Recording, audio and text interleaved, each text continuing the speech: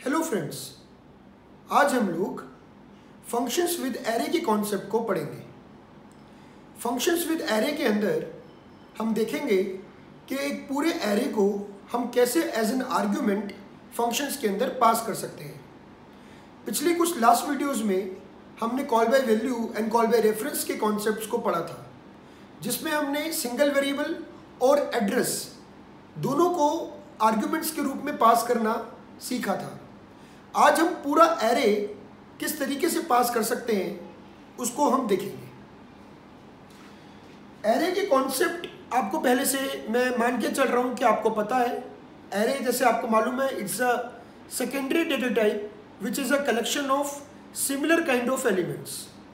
अब अगर हमने एरे की जो क्वेश्चंस है उसको फंक्शन के थ्रू करना है, जैसे एरे का रिवर्स, एरे में सम ऑफ ऑल एलिमेंट्स, एरे क्या सर्च ऑपरेशन, एरे में सॉर्टिंग, एरे में आपने सम ऑफ ऑल एलिमेंट्स निकालना है, या अदर एरे के जितने भी हमारे प्रोग्राम्स होते हैं वो सभी प्रोग्राम्स हम फंक्शंस के साथ बना सकते हैं।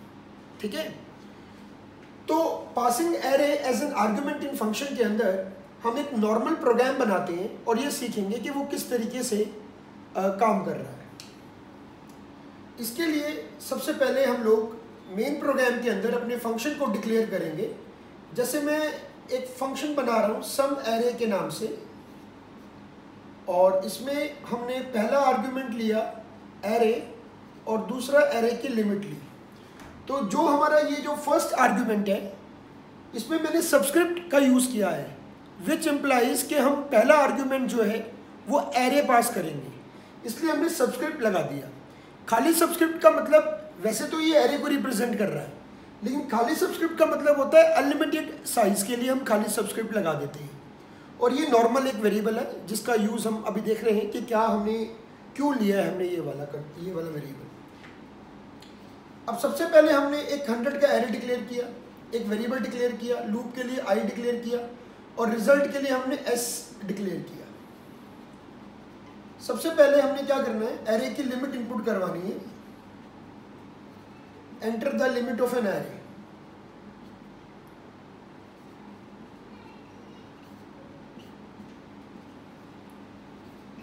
तो इसके बाद हम एरे की वैल्यूज इनपुट करवाएंगे। एन इज द लिमिट कि हमने 100 का साइज लिया है एरे का, लेकिन यूजर 100 एलिमेंट्स इनपुट नहीं करवाना चाहता। यूजर कितने चाहता है, तो जितने वो चाहता है वो लिमिट के अंदर यूजर इनपुट कर दे कि एरे की लेंथ। आप यहाँ पे मैसेज जो है, जो प्रॉम्प्ट कर रहे हैं आप, enter the limit of an array, इसकी जगह पे आप कुछ और भी लिख सकते हैं कि enter the size of array, enter the length of the array, how many elements you want to enter. तो लैंग्वेज आप कोई भी यूज़ कर सकते हैं लिखने वाली, लेकिन कॉन्सेप्ट यही है कि लिमिट हम एरे की सेट कर रहे हैं यूज़र के द्वारा। उसके बाद अब हम यूज़र को अलाउ करेंगे एंटर एरे एलिमेंट्स। तो लूप लगेगा i equals to 0, i less than n, i plus plus, scan f, %d, address of a of i। ये हमने एक नॉर्मल एरे डिक्लेयर किया है। इसके बाद हम इसको कॉल करेंगे। तो कॉल करने के लिए हम लिखेंगे s इक्वल टू, जो ऊपर फंक्शन का नेम है, सम एरे। और जब हम एरे पास करेंगे तो ध्यान रखिए कैसे पास करना है, ये लाइन बड़ी इंपॉर्टेंट है। जब हम एरे पास करते हैं तो कई सारे मेथड होते हैं एरे पास करने के। अभी मैं आपको नॉर्मल वाला तरीका बता रहा हूँ जिसमें हम नॉर्मल एरे कैसे पास कर सकते हैं। तो एरे पास करने के लिए जैसे कोई वेरिएबल पास करते हो, इस तरीके से एरे का जो नाम है ए, वो भी हमारा एक वेरिएबल का नाम होता है। तो हम सिर्फ एरे का नाम पास कर देंगे, ए कोमा एन। हम यहाँ पे सिर्फ ए पास कर देंगे which is the name of an array. अगर एरे का नाम मान लीजिए आपने कुछ और पूरा एरे रखा हुआ है तो यहाँ पे एरे लिख देंगे। अब ऐसा करने से क्या होता है अभी हम समझते हैं। मैं इसके बाद यहाँ लिख रहा हूँ और मैं इसको यहाँ प्रिंट कर दे रहा हूँ। जो मेरे पास सम आएगा उसको मैं यहाँ प्रिंट कर दे रहा हूँ, सम इक्वल टू %d, और एस हमने यहाँ पे लगा दिया, गेट ch प्रोग्राम क्लोज्ड। ठीक है, इस लाइन को समझ लीजिए। जो एरे का नेम है, एरे का name always contain the address of first element. Array का जो नेम है known as base address, always contains the address of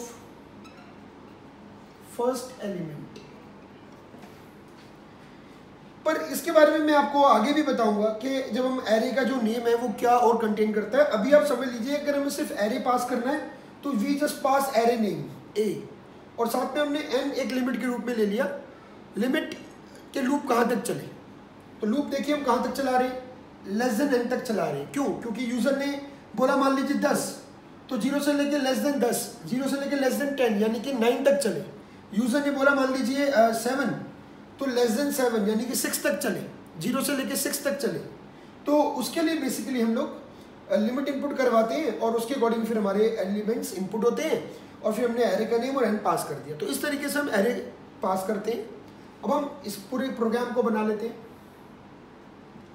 int some, array catch करने के लिए आप नॉर्मल स्टेटमेंट लिखेंगे। मैंने सेम वेरिएबल ले लिए, आप वेरिएबल के नेम बदल के कुछ और रखना चाहें, यहाँ पे बी सी डी ई को जो रखना चाहो रख सकते हो।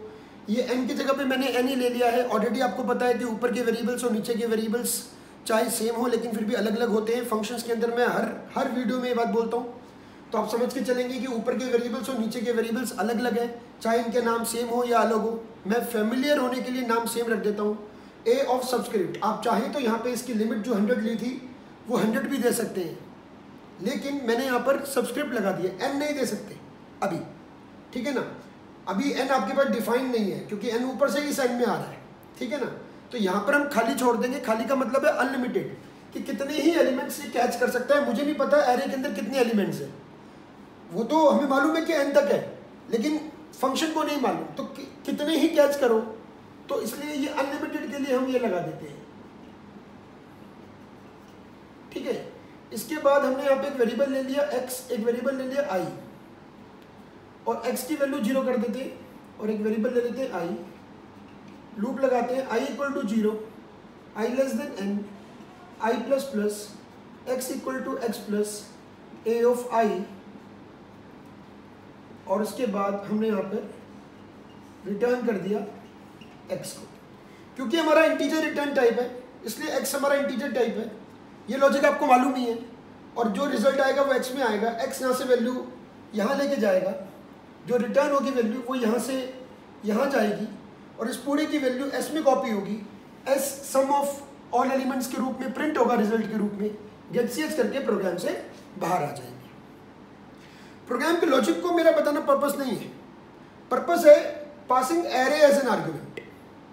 इस समय मेरा ये पर्पस नहीं है कि ये प्रोग्राम क्या कर रहा है, ये ऑलरेडी हम एरे में देख चुके हैं कि क्या कर रहा है, ठीक है ना। एरे में अगर आप एरे की वीडियो देखेंगे तो उसमें बता रखा है sum of all elements in an array.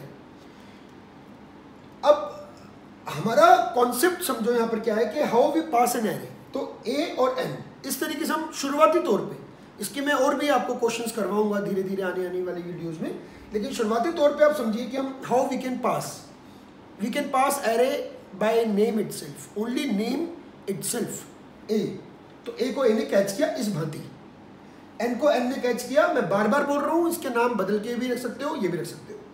आगे का लॉजिक आपको मालूम है, मैं एक बार चलो आपके लिए और बता देता हूँ। यहाँ पे मान लीजिए आपने 4 डाला, तो इसका मतलब है कि आपके पास एरे के अंदर 100 के एरे आपके पास है। मैं ऊपर बना देता हूँ उसको। आपके पास 100 का एरे है, लेकिन आपने 4 डाला हुआ है, तो 0 1 2 3 से लेकर 99 तक का ब्लॉक्स आपके पास आरक्षित है। आपने n की वैल्यू 4 डाली,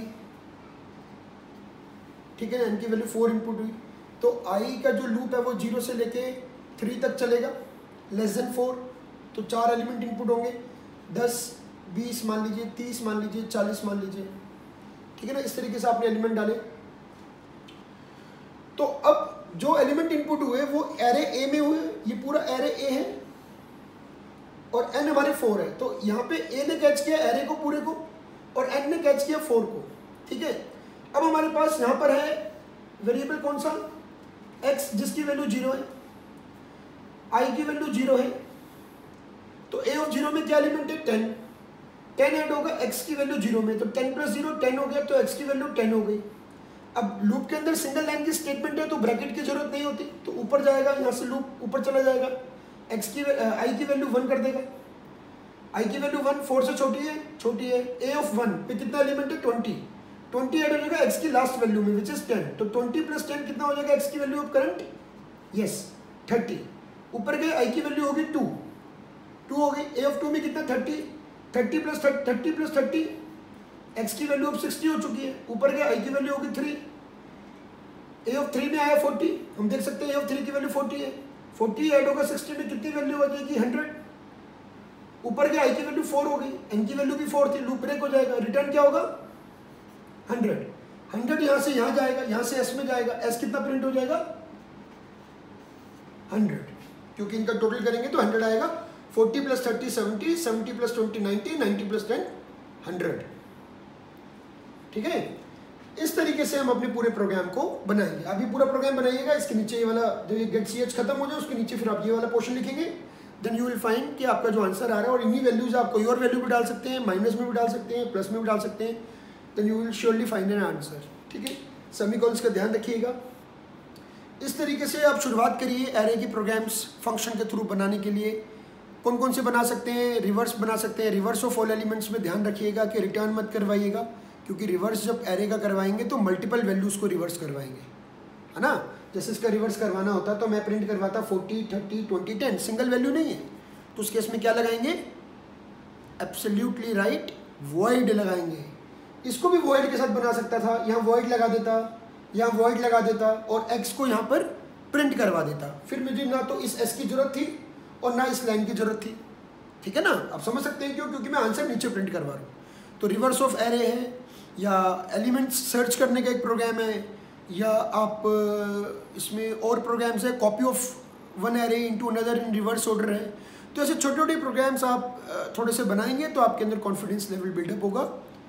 तो आई होप आपको समझ में आया है, आप धीरे धीरे प्रैक्टिस करिए। हम इसको आगे देखेंगे, हम कैसे array as an pointer function के अंदर पास कर सकते हैं, फंक्शन विद पॉइंटर भी पढ़ेंगे। ठीक है, आज के लिए इतना ही, थैंक यू।